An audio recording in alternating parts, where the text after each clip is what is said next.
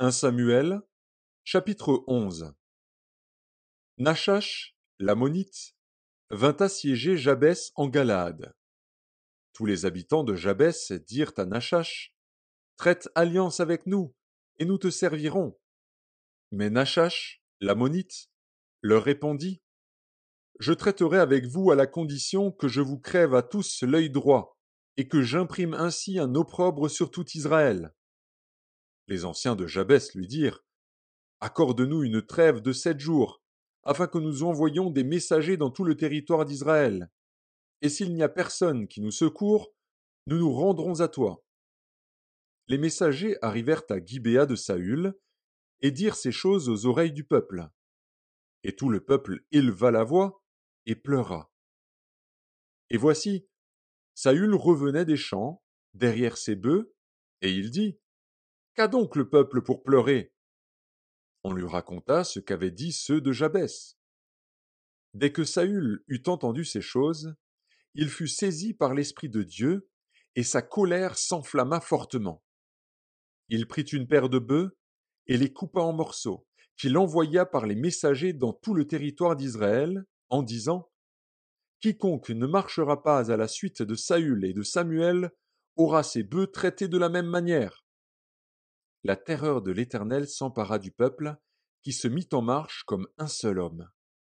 Saül en fit la revue à Bézek. Les enfants d'Israël étaient 300 000, et les hommes de Juda 30 000. Ils dirent aux messagers qui étaient venus: Vous parlerez ainsi aux habitants de Jabès en Galaad. Demain vous aurez du secours, quand le soleil sera dans sa chaleur. Les messagers portèrent cette nouvelle à ceux de Jabès, qui furent remplis de joie, et qui dirent aux Ammonites: Demain nous nous rendrons à vous, et vous nous traiterez comme bon vous semblera. Le lendemain, Saül divisa le peuple en 3 corps. Ils pénétrèrent dans le camp des Ammonites à la veille du matin, et ils les battirent jusqu'à la chaleur du jour. Ceux qui échappèrent furent dispersés, et il n'en resta pas 2 ensemble. Le peuple dit à Samuel: Qui est-ce qui disait: Saül régnera-t-il sur nous? Livrez ces gens, et nous les ferons mourir. Mais Saül dit: Personne ne sera mis à mort en ce jour, car aujourd'hui l'Éternel a opéré une délivrance en Israël. Et Samuel dit au peuple: Venez, et allons à Gilgal, pour y confirmer la royauté. Tout le peuple se rendit à Gilgal, et ils établirent Saül pour roi, devant l'Éternel, à Gilgal.